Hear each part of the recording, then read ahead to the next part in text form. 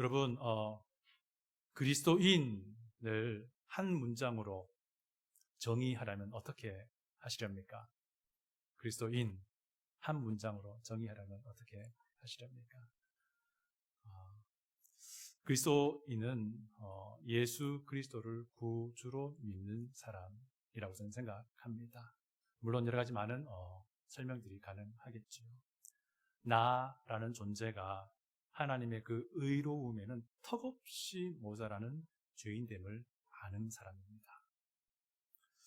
그리고 예수님의 그 십자가가 유일한 구원의 길임을 인정하는 사람입니다.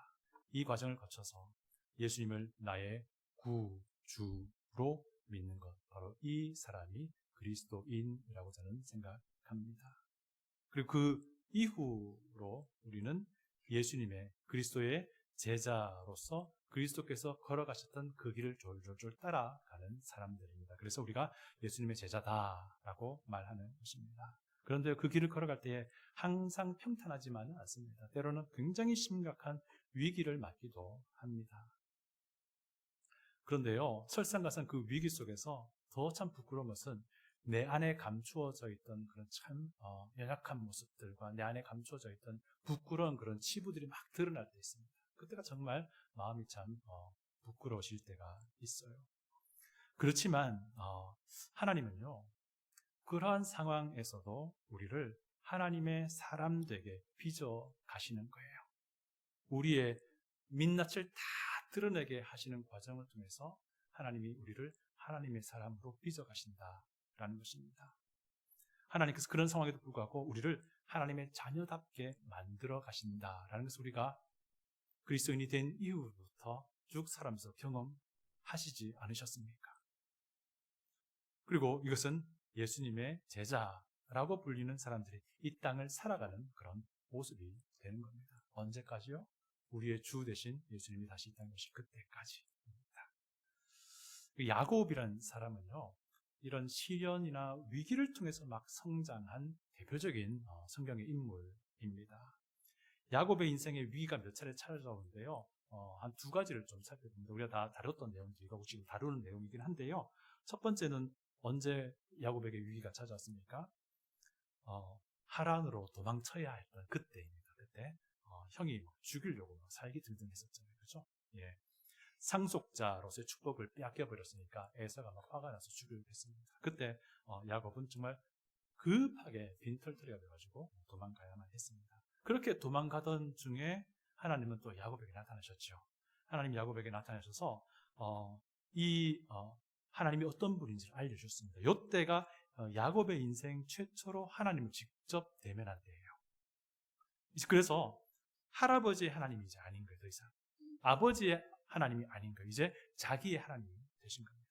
그래서 그 증거로 하나님은 할아버지 아브라함에게 약속하셨던 그 언약의 내용 그대로 리마인드 해주십니다. 그리고 자기 아버지 이삭에게 줬던 그 언약의 내용을 그대로 자기에게 확인시켜 주시면서 이제 진짜 야곱과 하나님이 이 언약을 맺는 장면이 바로 이 시점입니다. 그리고 야곱은 그곳을 무엇이라고 부르죠? 그 장소를 베델이라고 부릅니다. 하나님의 집이라는 뜻인 우리가 이미 알고 있습니다. 근데 이것은요, 야곱의 생애 최초로 자기 입으로 자기만의 신앙을 고백하는 장면입니다. 하나님의 집이라는 거예요. 그래서 이렇게 말합니다. 여호와께서 나의 하나님이 되실 것입니다 라고 야곱이 이 베델에서 고백을 합니다. 이것이 야곱의 인생의 최초로 자기의 목소리로, 자기의 말로, 자기의 표현으로 하나님께 신앙을 고백을 한 것입니다. 제가 보기에는요, 이 베델에서 이 신앙 고백이 야곱에게 앞으로 펼쳐질 그 20년간의 그 하란에서 고생과 그 어려움을 지키게 하고 버티게 한 버팀목이 되지 않았을까 저는 생각을 합니다. 두 번째 위기는 언제입니까? 지난 주일과 오늘 본문이 말하는 이때입니다. 하란에서 가나안으로 돌아오는 때입니다. 이때도 야곱에게는 형 에서가 참 문제였습니다. 라반과 완전히 이제 결별을 하고요, 가나안으로 오는데 소식이 들려오죠. 자기가 이제 메신저를 보냈더니 소식이 들려온 겁니다. 형 에서가 400명이나 끌고 온다는 거예요. 이거는 뭐 사실 그 당시 고대 근동의 그 정황상 이거는 뭐 전쟁하기 위해 오는 그런 모습과 똑같습니다. 그리고 문제는 그 전쟁의 상대가 야곱 자신이라고 생각을 하게 되는 것이죠. 그러니까 뭐 난리가 난 거죠. 그런데 이 위기 속에서도 하나님은 자기의 사람 야곱을 다루셨어요. 길에서 하나님은 두 천사 무리를 보내셨습니다. 그래서 야곱이 그 두 수많은 천사 무리를 보고서 그곳 이름을 마하나임이라고 불렀습니다. 이 마하나임은 두 무리의 군대라는 뜻입니다. 그리고 그 이후에 야곱은 하나님이 자기에게 마하나임 보내주신 이거 그대로 따라하면서 어쨌든 자기가 할 수 있는 모든 조치를 하나하나 취하고 이제 다 끝납니다. 그리고 자기 혼자 야복강을 건너지 않고 남습니다. 그런데 야복강 건너편에 홀로 있던 야곱, 그에게 하나님이 찾아오신 겁니다. 그것이 우리가 지난주까지 봤던 장면입니다.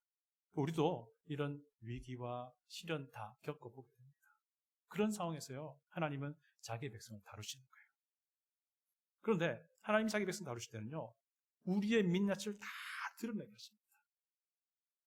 우리가 그렇게 생각하죠. 어떤 경우에는 그래, 내 신앙은 그래도 좀 사람들이 볼만할 거야 라는 생각할 때가 있어요. 근데 그런 것마저도 다 까벌려가지고요, 그게 아무것도 아닌 것을 그런 위기와 시련과 고난을 통해서 우리에게 다 보여주시는 거예요. 하나님은요, 이것을 통해서 나를 가장 낮은 곳까지 낮추시는 겁니다. 하나님 이런 상황들을 통해서 나를 진짜 무능력한 상태로까지 막 내려가게 하십니다. 왜 그렇습니까? 그래야만이 우리가 진짜로 하나님의 백성이 되는 거예요. 그래야만이 우리가 오롯이 하나님만을 신뢰하게 해야함을 배우기 때문입니다. 제가 부끄러운 고백 하나 할게요. 제가 생수교회 처음 부임할 때요, 이런 생각이 있었어요. 나는 그 어떤 목사들보다도 목회 정말 잘할 거야. 정말 그렇게 생각했었어요. 어리석죠. 얼마나 부끄럽습니까, 그죠? 예. 그동안 선배 목사님들 보면서 이렇게 하면 되는구나, 이렇게 하면 절대로 안 되는구나를 많이 봤어요. 그런데 그게 아니더라고요. 위기와 시련도 저에게 찾아오고요, 또 제 안에 감추어져 있던 이 교만함이 막 드러납니다. 그런데 한 가지 압니다. 근데 그런 상황을 통해서 오히려 저는 더 하나님께 가까이 나아가 있더라고요. 하나님은 그럴 때마다 저를 더 단단하게 만드셨고요, 지금도 저를 빚어가고 계신다는 것을 압니다. 그리고 이것이 오히려 은혜라는 것을 알게 된다는 것이죠. 오늘 본문은요, 야곱이 두 번째 시련과 위기를 통과하는 부분에서 또 마지막 부분입니다.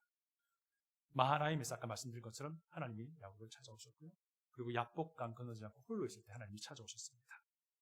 하나님 먼저 야곱에게 싸움을 걸으셨죠. 야곱은 죽을 똥 말똥 싸웁니다. 씨름해서 결국 어떻게 됩니까? 하나님이 야곱의 환도뼈를 치셔서 이 환도뼈가 위골되게 만듭니다. 그럼 걸을 수 없잖아요. 절뚝절뚝거리며 겨우 걷는 겁니다. 이게 무슨 뜻이었다고 우리가 생각했습니까? 하나님께서 야곱의 마지막 남은 힘까지 빼버리는 그런 상황이었다라고 지난주에 살펴봤습니다. 그리고 하나님이 야곱의 이름을 바꾸시죠.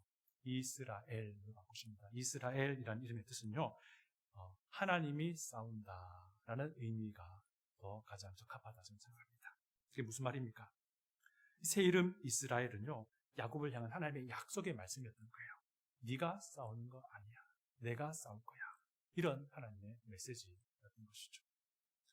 그리고 나서 야곱은 그 지역의 이름을 뭐라고 부르죠? 그 지역의 이름을 브니엘이라고 불러요. 브니엘. 이 브니엘은요, 히브리어로 하나님의 얼굴이라는 뜻입니다. 하나님의 얼굴.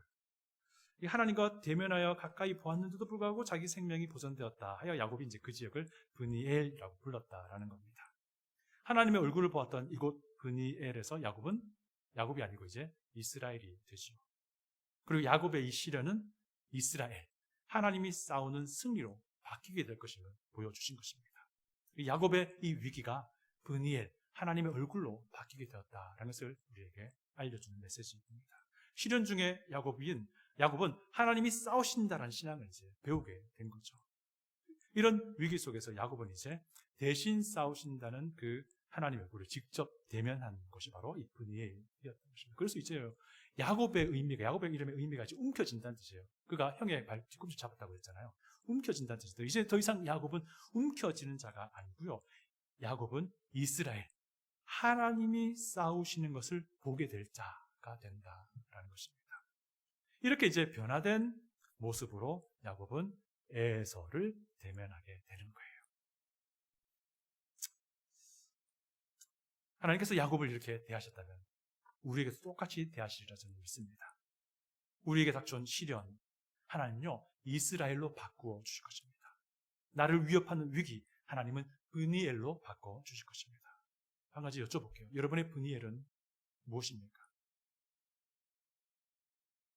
저에게 브니엘이라 하면요, 제가 구원받은 그 하나님 은혜를 알게 되었을 그때가 아닌가 생각합니다. 우리 중에 그런 분도 있을 것이고요. 또 우리 중에 그 이후의 삶을 할지라도 정말 위기 가운데, 어려운 상황 가운데 그것을 하나님이 이기게 하시고 버티게 하시고 승리하게 하신 그 것들이 우리의 브니엘이 될 수도 있을 것입니다. 저 같은 경우에는 또 제 둘째 아이가 아팠을 때 그때가 또 저에게 또 다른 브니엘인 것 같습니다. 그래서 우리 각자만의 브니엘이 있습니다. 그리고 앞으로도 이런 브니엘을 경험하게 될 것입니다. 오늘 우리가요 브니엘을 경험한 야곱이 어떤 변화의 모습을 보여주는지 살펴볼 것인데요. 이런 변화를 우리가 알아보면 이것은 바로 우리가 나아가야 할 길이 될 것입니다. 첫 번째요. 브니엘을 경험하면요. 자기를 낮출 줄 알게 된다는 것입니다. 그 전날 밤 홀로 하나님과 사투를 벌였습니다. 그리고 다리가 위골된 채로 절뚝절뚝거리는 혼자 야복강을 건넜습니다. 그리고 눈을 들어 보니 큰일 났습니다. 에서무리가 바람을 막 일으키면서 먼지 바람을 일으키면서 다가옵니다. 예상은 하고는 있었지만은 실제로 보면 갑자기 숨이 턱 막힐 때가 있잖아요. 저도 그럴 때 많거든요. 예상은 하고 있지만 실제로 벌어지면 갑자기 확 숨이 막힙니다. 아마 그런 상황 아니었을까 싶어요. 그때 야곱은요 그것도 나름대로 또 수를 씁니다. 실바와 빌하와 그들이 낳은 자녀들을 맨 앞에 세우고요. 그 두 번째 줄에 레아와 그의 자녀들을 세우고 마지막에 라헬과 요셉을 세웁니다. 그리고 비겁하지 않습니다. 이제는 자기가 맨 앞으로 나서요. 맨 앞으로 나서서 절뚝절뚝 거리면서 다가갑니다. 아마 야곱은 굉장히 많은 생각이 지나갔을 겁니다. 제일 기본적으로 근본적으로는 이제 하나님이 싸우셔라는 마음이 분명히 있었을 것이고요. 그러나 그럼에도 불구하고 죽을 수도 있다는 생각을 하지 않았을까요? 요즘 우리가 수요일에 에스더서를 강의하고 있는데요. 에스더에 바로 그 마음이 아니었을까 싶습니다. 죽으면 죽으리라 이런 마음이었을 거라고 생각합니다. 저 멀리 에서가 낙타에서 내리는 것을 확인합니다. 아마 그 당시 정황상 에서가 탔던 건 낙타였을 것 같아요. 그것을 확인하고 야곱은 그 자리에 엎드려서 몸을 바짝 땅에 붙입니다. 그렇게 7번 절을 해요. 3절 제가 한번 읽어드리겠습니다.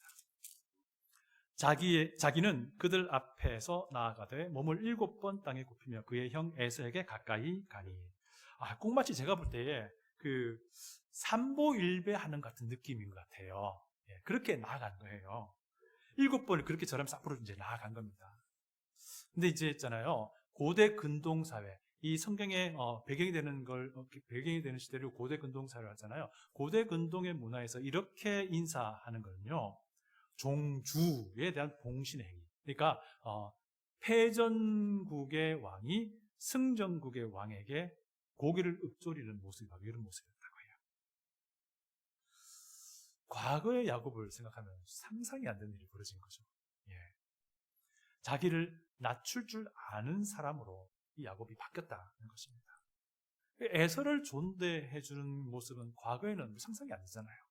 근데 그렇게 하고 있다는 것입니다. 여러분 그거 아세요? 에서와 야곱은 나이 차이가 없어요. 쌍둥이입니다. 그렇죠? 그럼에도 불구하고 패전국의 왕으로서 그 고개를 조아리며 승전국의 왕에 대한 그런 모습을 취하고 있다는 것입니다. 엄청난 변화가 일어나는 것입니다. 나이 차이가 없지만 그럼에도 불구하고 존중하는 마음으로 이렇게까지 자기를 낮추는 사람이 되었다라고 하는 것을 우리에게 보여주는 부분입니다. 그런데 이게 웬일입니까? 에서가 이제 완전히 또 바뀌어져 있어요. 에서가 막 달려와서 껴안고 입 맞추고 아주 진하게 형제의 애를 보여줍니다. 정말 놀라운 일이 벌어지죠. 4절 제가 읽어드립니다. 에서가 달려와서 그를 맞이하여 안고 목을 어긋 맞추어 그와 입 맞추고 서로 우니라. 에서와 야곱은 이제 서로 아는 채 막 눈물을 흘리며 재회의 그 감격을 느낍니다. 놀라운 일이 벌어진 것이죠. 이 400명을 거느리고 온다는 소식은 누가 보아도 그 당시 문화상, 그 당시 정황상 공격하러 오는 모양새인데 누구도 예상치 못한 일이 벌어진 것이죠. 하나님은요, 야곱을 다루시는 그 기간 동안에 에서도 다루셨던 거예요. 하나님은 에서의 마음을 넓게 만드셨고요. 또 야곱은 또 겸손함이 무엇인지 배우게 하셨던 것입니다. 야곱이 자기를 낮추는 것을 계속 성경 본문을 보면 관찰돼요. 야곱이 에서와 대화할 때 자기를 에서의 종이라고 말하고요. 에서 형을 나의 주라고 말합니다. 주종 관계를 계속 이야기하고 있습니다. 굉장히 자기를 낮추고 있는 모습이 계속 반복되는 것입니다. 왜냐하면 야곱이 자기를 낮출 줄 알게 된 것은요, 바로 하나님의 얼굴을 대면한 그 전날 밤이 있었기 때문에. 그래서 브니엘 이후에 야곱은 그렇게 바뀌어 나갔다라고 할 수 있습니다. 야곱은 예의를 갖출 줄 아는 사람이 되었고요. 야곱은 용서를 구할 줄 아는 사람이 되었습니다. 그리고 야곱은 자기를 낮출 줄 아는 그런 겸손한 사람으로 변화되고 있는 것입니다. 이것이 우리가 추구해야 할 바인 겁니다. 여러분, 이거 우리가 기억해야 됩니다. 정말 내가 예수님을 구주로 믿는 믿음을 가지고 있다면요, 우리는요, 겸손을 기본적으로 탑재한 사람으로 바뀌었다는 뜻이에요. 예수님의 새 생명으로 우리가 살아가기 때문에 나의 새롭게 변화된 새 생명 안에 있는 DNA에는 겸손이라는 것이, 자기를 낮춤이 들어있다는 거예요. 이거 우리가 반드시 기억해야 됩니다. 두 번째, 브니엘을 경험하면요, 하나님의 얼굴을 비추는 거울이 된다는 것입니다. 에서가 보니까 질문이 많습니다. 왜냐하면 희한한 일이 벌어졌거든요. 오는 중에 여러 때로 막 선물이 도착했잖아요. 이게 뭐냐고 물어봅니다. 그때 야곱이 이렇게 대답하죠. 이건 제 형님께 용서를 구하는 제 마음이에요. 대답합니다. 근데 에서는 그 선물을 사양합니다. 왜냐하면 에서는 이미 세일 지역의 유력한 지도자가 되었고 이미 많이 가졌어요. 그런데 그럼에도 불구하고 야곱은 계속해서 에서 형에게 이 예물을 전하고자 하고 결국 에서가 선물을 받죠. 요때에 야곱이 한 말이 있는데요. 10절이에요. 우리 10절 한번 다 같이 한번 읽어볼게요. 10절입니다. 33장 10절입니다. 야곱이 이르되 그렇지 아니하니이다. 내가 형님의 눈앞에서 은혜를 입었사오면 청하건대 내 손에서 예물을 받으소서. 내가 형님의 얼굴을 배운즉 하나님의 얼굴을 본 것 같사오며 형님도 나를 기뻐하심이니이다. 10절 보니까 얼굴이라는 단어가 두 번 나오죠. 사실 이제 우리가 읽었던 이 본문 안에는 얼굴이라는 단어가 계속 여러 번 반복이 돼요. 이게 뭐냐면 얼굴이라는 단어가 히브리어로 파네이 혹은 파님이라는 단어인데요. 이 단어가 복수형이고 단수형 이런 뜻인데요. 얼굴이라는 말이에요. 이 단어가 계속 나오면서 사실 창세기 저자가 월드플레이 하고 있어요. 이 말 가지고 하고 싶은 말이 있는 거예요. 하고 싶은 말이. 32장 30절 보니까 야곱이 하나님과 씨름했던 장소를 뭐라고 불렀죠? 브니엘. 이걸 이제 히브리어로 발음해 보면요, 프니에일 이렇게 돼요. 바님이라는 단어의 추각형에다가 엘, 하나님 붙은 거예요. 하나님의 얼굴이라는 뜻이에요. 그리고 야곱이 자기가 하나님을 대면했다라고 말을 하는데요, 이 대면했다라고 번역한 히브리어를 직역하면요, 얼굴과 얼굴을 맞대었다라는 뜻이에요. 이게 뭐냐면 아까 파님이 얼굴이라는 말이 있잖아요. 파님, 에일, 파님. 그러니까 얼굴, 하나님, 얼굴. 이런 표현이에요. 얼굴과 얼굴을 맞대었다는 표현이에요. 그리고 아까 읽었던 33장 10절에도 보면 얼굴이 나옵니다. 형님의 얼굴을 배운즉 하나님의 얼굴을 본 것 같사오니 형님도 나를 기뻐하심이니이다. 여기서 형님의 얼굴이라고 말한 이 부분도 사실 형님이 아니고 당신의 얼굴이라는 뜻이에요. 당신의 얼굴. 파니다 이런 말이거든요. 당신의 얼굴이라는 뜻이에요. 어쨌든 그리고 이제 하나님의 얼굴이라고 번역된 것도 사실 파네이 엘로힘. 엘로힘은 하나님이라는 거 아시잖아요. 하나님의 얼굴이라는 뜻이에요. 그래서 이게 얼굴이라는 단어가 계속 반복되면서 창세기 저자가요, 이 월드 플레이를 하면서 뭐 하고 싶은 말이 있는 겁니다. 다시 이제 10절로 와서요, 야곱이 이렇게 말합니다. 하나님의 얼굴을 본 것 같습니다 라고 말할 때 이것은 무엇을 염두에 두고 말하는 것일까요? 그 전날 밤 브니엘 사건을 말하는 거예요. 그 전날 밤 브니엘 사건. 근데 야곱이 이렇게 말하죠. 형님의 얼굴을 배운 즉 하나님의 얼굴을 본 것 같사오니 라고 말하면서 어떻게 하고 있냐면 지금 자기가 형님의 에서의 얼굴을 보는 것을 그 전날 밤의 브니엘 사건과 연결하고 있는 거예요. 공통점이 있다는 거예요. 무엇이 공통점이라는 겁니까? 브니엘 사건에서 야곱은 하나님을 대면했어도 죽지 않았습니다. 이와 똑같은 상황이 이제 벌어지고 있다는 것을 지금 은연중에 이제 말하고 있는 거예요. 겉으로 드러내서 말은 하지 않지만. 또 한편 형님의 얼굴을 배운 즉 하나님의 얼굴을 본 것 같사오니 형님도 나를 기뻐하십니다. 이 말 안에는요 또 어떤 의미가 있냐면 형님의 얼굴을 보는 것은 하나님의 얼굴을 보는 것처럼 참 기쁜 일입니다 라는 의미를 가지고 있습니다. 근데 이 의미가요 또 한편 어떤 의미를 내포하고 있냐면요 형님도 내 얼굴을 보면서 하나님의 얼굴을 보는 것처럼 참 기뻐하시네요 이 말인 거예요. 이게 무엇을 말합니까? 여러분 생각해 보십시오. 에서가 야곱을 만났을 때에 바로 단박에 눈치챘을 거예요. 아, 얘 변했다. 얘 변했다. 야곱도 마찬가지입니다. 형이 막 달려와서 막 껴안고 그럴 때, 형이 변했다. 단박에 알아채는 거예요. 이게 뭐냐면요. 결국 여기서 지금 창세기 저자가 하고 싶은 말은요. 에서가 야곱의 얼굴을 보면서 야곱에게서 그 전날 밤 브니엘의 하나님을 만나 주신 것처럼 그 브니엘의 하나님을 봤다는 겁니다. 그래서 기뻐한다. 그런 의미를 지금 은연중에 내포하고 있는 거예요. 이 메시지를 우리 주는 겁니다. 거꾸로도 마찬가지. 거꾸로도 마찬가지예요.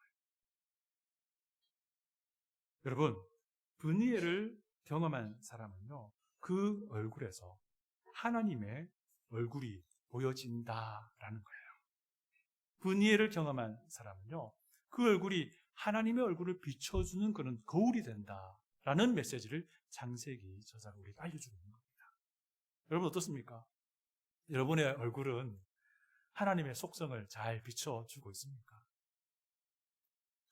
여러분의 삶은 하나님의 거룩하심이 무엇인지 잘 보여주고 있습니까? 여러분의 이웃은 여러분을 볼 때에 과연 하나님을 보고 있을까요? 여러분의 배우자는 여러분을 볼 때에 하나님을 볼 수 있을까요? 여러분의 자녀들은 여러분을 볼 때에 나에게서, 아빠에게서, 엄마에게서 하나님의 그 얼굴을 볼 수 있을까요? 여러분의 종업원은 여러분을 보면서 저 안에 하나님의 얼굴이 있구나 라고 볼 수 있을까요? 여러분의 고용주는 여러분을 볼 때에 저 사람 안에 하나님의 얼굴이 있다 라고 눈치챌 수 있을까요? 우리를 보는 사람들이요, 우리의 얼굴에서, 우리의 삶에서, 우리의 말에서 하나님을 볼 수 있기를 원합니다. 여러분, 우리가 착각하면 안 되는 게 있어요. 우리의 믿음은 개인적인 믿음이에요. 맞습니다. 근데 우리의 믿음을 개인적으로 확신하는 것, 이것을 통해서 정신 승리하는 그리스도인 되면 안 된다는 거예요. 큰일 나는 겁니다. 그 착각하면 안 됩니다. 우리의 삶의 모습을 사람들이 볼 때 내가 개인적으로 예수 그리스도에 대한 믿음을 확신하고 확인하고 좋습니다. 거기에 더해서 내 삶의 모습 전체에서 자연스럽게 하나님의 얼굴이 드러나줘야 되는 거예요. 내 주변 사람들이 나를 보고서 하나님의 얼굴이 이런 거군요 라고 되물을 수 있는 그런 사람들이 되는 겁니다. 이것이 그리스도인인 겁니다. 절대로 착각하면 안 됩니다. 세 번째, 브니엘을 경험하면요, 하나님의 지시가 우선이 된다라는 것입니다. 우선순위가 바뀐다라는 뜻이에요. 이제 에서가 한 가지 제안을 합니다. 12절 보니까 이렇게 말하죠. 우리가 떠나자. 내가 너와 동행하겠다. 우리 한글 성경은 내가 너와 동행하겠다 말하는데 내가 너 앞장설게. 나 따라와. 이런 뜻이에요. 이게 어떤 의미냐면요, 에서가 친절을 베푸는 거예요. 내가 너 에스콜트 해줄게. 이런 뜻이에요. 근데 이 고대 근동 삶에서 비록 이제 야곱 일행이 가나안에 거의 다가오긴 했지만 에스콜트 받는 건 되게 필요한 일이었거든요. 언제라도 도적대가 공격할 수 있는 상황이었던 거예요. 굉장히 고마운 이제 친절을 베푼 겁니다. 그런데 야곱은요, 에서의 친절에도 불구하고 예의를 갖추어서 거절합니다. 그 이유가 무엇인가요? 에서 형을 따라가면은 일단 야곱이 가야 할 목적지로 갈 수 없어요. 에서는요, 세일 지역의 유력한 지도자가 되었는데요. 세일은 하나님이 말씀하신 그 약속의 땅은 사실 아니에요. 세일은 요단강이 이렇게 흐르잖아요. 북쪽에서 남쪽으로. 동쪽 편에 있습니다. 근데 하나님이 약속하신 그 가나안 지역은 요단강의 서쪽 편 지역이에요. 그러니까 그쪽으로 가면은 하나님 말씀하신 그곳은 못 가는 겁니다. 그래서 야곱은 그럼에도 불구하고 정중하게 형님의 그 친절을 거절한 겁니다. 제가 31장 3절을 읽어드립니다. 그때 하나님이 야곱에게 너 하란 떠나라고 말씀하셨을 때 그 월딩이에요. 내 조상의 땅, 내 족속에게로 돌아가라. 내 조상의 땅, 내 족속에게로 돌아가라. 조상의 땅이라는 것은 바로 자기 할아버지 아브라함이 거주했던 요단강 서쪽 지역이에요. 조상의 땅이라 하면 자기 아버지 이삭이 거주했던 요단강 서쪽 지역을 말하는 겁니다. 그래서 야곱은 에서의 제안을 정중하게 거절을 한 겁니다. 야곱이 돌아가야 할 그 땅은 세일이 아니었기 때문입니다. 결국 이제 이 일로 이제 해서 에서는 세일로 돌아가고요. 야곱은 이제 요단강을 건너기 직전 잠시 쉬게 됩니다. 그 지역을 이제 우리 성경 보니까 숫곳이라 불렀다고 이렇게 말하잖아요. 이 야곱이 이렇게 지명을 말하는 거는요, 자기 신앙 고백이에요. 숫곳의 의미가 뭐냐면요, 쉼터라는 뜻이에요. 그게 뭡니까? 지금까지 가나안을 떠났다가 다시 돌아오는 모든 과정 가운데 하나님이 함께 하셔서 위기도 넘기게 하시고 이제 평안히 인도해 주셔서 여기까지 왔습니다라는 그런 믿음의 고백을 지금 대신 그 지역의 이름을 지으면서 하고 있는 겁니다. 그리고 드디어 이제 요단강을 건넙니다. 그리고 가나안 땅에 발을 디딥니다. 그리고 세겜 성읍이라는 곳에 도착합니다. 그리고 그 세겜 성읍 안에 못 들어가고요. 그 밖에서 텐트를 지읍니다. 그리고 그 땅을 구매해요. 자기 할아버지가 그랬던 것처럼. 그리고 제단을 쌓고 예배를 드리고요. 그곳의 이름을 또 엘로헤이 이스라엘이라고 부른다고 우리 성경에 기록하고 있습니다. 이건 역시 야곱의 신앙 고백입니다. 이게 무슨 뜻이냐면요, 엘은 하나님의 뜻이고요, 엘로헤이라는 것은 이것도 하나님의 뜻입니다. 그리고 이스라엘은 이스라엘이죠. 이게 뭐냐면 하나님, 이스라엘의 하나님, 하나님은 이스라엘의 하나님이다 라는 뜻이에요. 이게 왜 개인의 신앙 고백입니까? 야곱의 이름이 이스라엘로 바뀌었잖아요. 내 하나님이라는 거예요. 이제 내 하나님 되었습니다. 사랑하는 여러분, 우리 생각해 보십시다. 야곱은요, 에서의 에스콜트 제안을 정중하게 거절합니다. 아마 쉽지 않은 거절이었을 거예요. 정말 오랜만에 정말 놀라운 일이 벌어져서 서로 막 화해했는데 그 상황을 찬물을 끼얹고 싶지 않았을 거예요. 저 같아도 그랬을 것 같아요. 그런데 그럼에도 불구하고 야곱은 정중하게 그 제안을, 친절을 마다하지요. 그 이유가 하나님이 지시하신 땅으로 가는 것이 야곱에겐 우선순위였기 때문입니다. 그런데 에서의 에스코트를 받겠다면 일단 우선 세일로 먼저 가야 하기 때문에 그게 조금 힌트가 안 맞았던 거예요. 야곱에게. 야곱은 분예를 경험한 뒤로 하나님의 말씀이 우선이 됩니다. 여러분, 이처럼 분예를 경험하면요, 우리의 우선순위가 분명히 바뀌고 분명히 정해진다라는 것입니다. 하나님의 말씀이 우선순위가 된다라는 것입니다. 여러분, 우리의 우선순위는 무엇입니까? 우리의 우선순위는 무엇입니까? 우리 스스로에게 오늘 이 질문 해보시길 부탁드립니다. 오늘 말씀 정리합니다. 분이해를 경험한 사람에게는 변화가 보이고요, 변화가 시작됩니다. 첫 번째 변화는요, 자기를 낮출 줄 알게 되는 겁니다. 예수님이 어떤 분인지 우리가 알기 때문에 겸손이란 DNA가 이제 기본적으로 장착된 사람이 된 거예요. 오윤희의 옛 생명으로 사는 게 아니고 그리스도의 새 생명으로 살기 때문에 그렇습니다. 두 번째는요, 그의 얼굴은 하나님의 얼굴을 비추는 거울이 됩니다. 내 주 예수 그리스도를 보여주는 거울이 된다는 것입니다. 여러분, 예수님의 제자가 무엇입니까? 예수님이 걸으신 그 길을 그대로 따라가는 사람들 아닙니까? 그 말은 무슨 말입니까? 예수님을 계속 닮아가는 거예요. 이것이 그리스도인의 정체성입니다. 그래서 누구든지 나를 볼 때에, 내 삶을 볼 때, 내 얼굴 볼 때, 내 말 들을 때에, 내 행동 볼 때에 예수님을 보는 게 마땅한 겁니다. 세 번째로 하나님의 말씀이 우선순위가 됩니다. 왜? 우리의 믿음의 시작은 하나님의 말씀에서 된다는 것을 우리가 분명히 알기 때문입니다. 이런 변화가 우리 삶에 감지되기 시작할 때, 그리고 그렇게 계속 변화가 계속 진행될 때 엘 엘로헤이 이스라엘이라는 고백이 진짜 고백이 되는 겁니다. 말로 한다고 되는 게 아니라는 거예요.